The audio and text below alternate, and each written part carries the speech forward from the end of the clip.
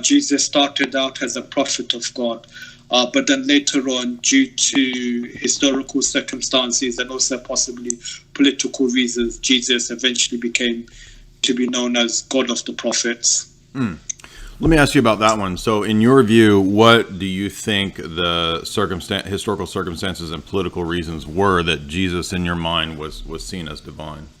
One has to do with like new teachers, new interpreters of the faith coming onto the scene, people who did not necessarily met Jesus, but may have had some interaction or contact with the disciples of Jesus, those who knew Jesus and knew what Jesus taught and did, but they themselves did not necessarily met Jesus whilst on the earth. So this would have been people like St. Paul. And I believe that because of the preaching and doctrines of people like St. Paul becoming more eminent and more prominent over the teachings of the original disciples, those teachings would be eventually incorporated into the canonical gospels that we have today. And so one has to do with for historical reasons, another would have to do with textual reasons, in that you would find later on some of the scribes or the copyists incorporating some of Paul's teachings into the text as though this was something said already. And the second reason would be also that the gospel writers themselves, as they would inherit the traditions that came before them, they too would also incorporate some of Paul's teachings as well, as though this was something that was already said prior. On what basis do you, would that be arguments made by higher critics in the textual tradition, the documentary hypothesis, or on what basis do you think that is the case? I try to look at it from a holistic perspective. So I try to look at it at a framework. In that I don't just go to skeptics or non-believing scholars, but I also try to understand the faith and tradition from within the tradition as well. So also from people who are professing Christians or people who also believe in Jesus, such as yourself. Sorry. No, that's fine. I mean, I understand. You're not trying to just make an argument on the basis of higher critics, but you made some pretty specific claims about when you believe that the idea of Jesus as divine was sort of creeping into the scriptures. And so I took you to be saying that this is something in the first century, right? So you don't see this as a later development by Constantine. You see it as something that happened immediately after the time of Christ? It seems like it, yeah. And it seems like you didn't need a long period of time for that development to take place. Jews themselves, many of them, especially living in the Hellenistic world, themselves had already taken Moses, for example, as some sort of divine angelic figure as existing alongside with God. And so given the background of some of the Jewish Christians who became Christians, it would not have been difficult for them to also to take Jesus as some kind of divine angelic figure existing alongside with God. Okay. So you have the wisdom literature, for example, right. In which what Jews can say of Sophia or wisdom, Christians can now also say the same thing about Jesus. Okay. So, and you would say what, that those are misuses of the text themselves, or that the texts are corrupted? I would say it depends. So if you're speaking about the wisdom literature, then I would say that these were misuses of the text. So the text may have been understood in a allegorical sense. So when wisdom, for example, speaks in Proverbs chapter 8, speaks in the first person and is personified and says that, God, you created me, and I was the first act or the beginning of your creation.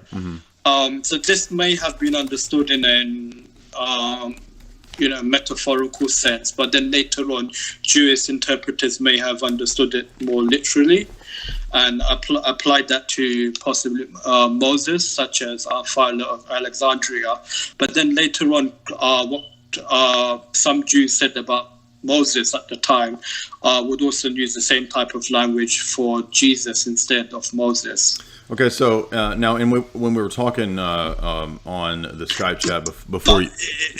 In terms of corruption of text, then this would be like the New Testament. Like, I do believe that there were certain passages that were added later by some scribes in order to bring out Paul's teachings to make them more explicit or more clear in the text.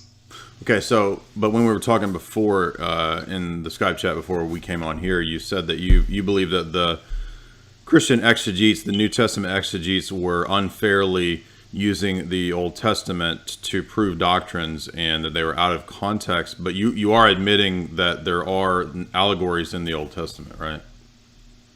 Yes, of course. Yeah, I think even you yourself would admit that there's allegories. Sure. Like when the Bible refers to God as my shepherd, I'm sure you would take that as a metaphor, like an expression, right, rather than God literally being a rock. For example, the Lord is my rock. Well, yeah. You wouldn't take that in a literal sense. Right. So I guess what I'm getting at is, so we have a thesis about the transmission of the text, the veracity of the text, and how to interpret the text. And the idea is that, is it that the Jews themselves had been corrupted with the idea of multiple powers in God prior to the coming of the apostles, or that Paul the apostle invented this idea of Jesus and appropriated those ideas? Is that what we're going with here? Like, where exactly is the textual corruption that's going on here? Because I hear two different things. I hear on the one hand that the textual corruption is on the basis of misinterpreting and taking them out of context, but also that there is a specific corruption that happened around the time of the first century, or is it even prior to the first century? So it's a bit of both. The question I would ask is, do you not think in your own tradition that there are texts in the Old Testament that predict Jesus as a coming prophet and in some sense a Messiah? Maybe, I understand that you don't believe he's divine, but was there some messianic role that those many Old Testament messianic prophecies referred to him? So when the Bible says, for example, the Lord is my rock, I know that's not meant in a literal sense, because from the clear-cut verses, like God says that, but a clear cut is kind of begging the question. How do we know what are the more clear cut ones? So the ones that are not open to interpretation, or the ones that are not ambiguous. Well, so something like the Lord is my rock is ambiguous. Well, no, wait a minute. So that again, I think that's maybe being a little arbitrary, because I mean, the Lord is my rock might have, obviously no one takes that to mean that God is literally a rock, right? It's an analogy. But I mean, there are many texts that we could find. I mean, we have, for example... I mean, unless if you're a Hindu, so not necessarily Hindu, but, an idol worshipper, then an idol worshipper might take that literally.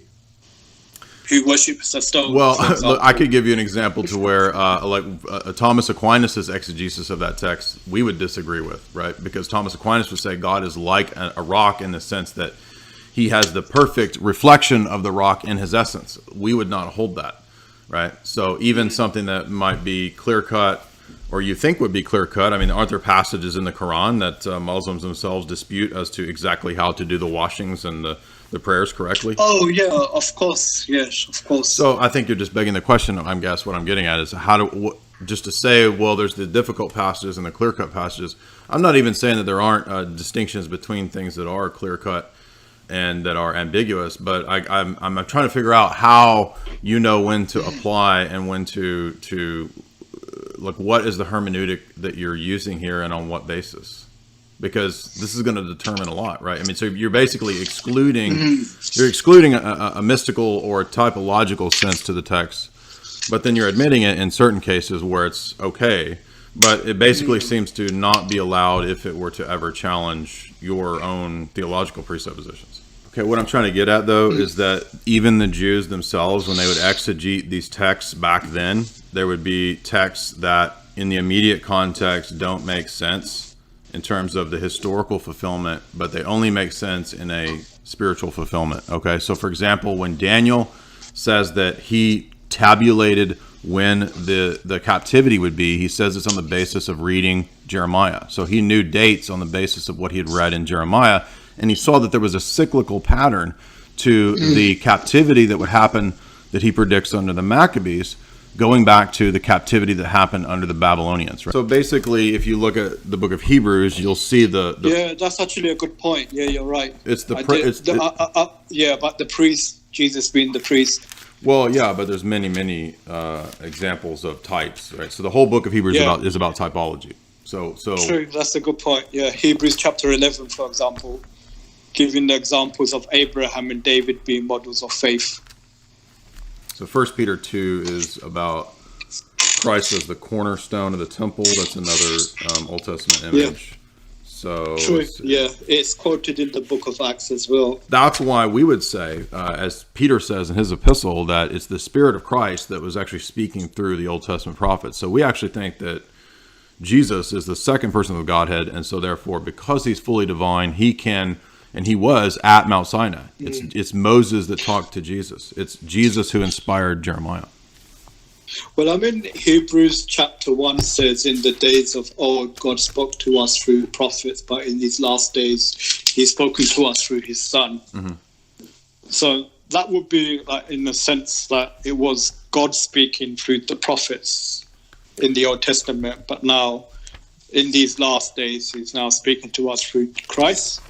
Well, yeah, but it's not either or, because it's the Spirit of Christ who is speaking through the prophets, right? So because Christ is divine, he can speak through the prophets, right? So this is why James says that Jesus was out at Mount Sinai giving the law.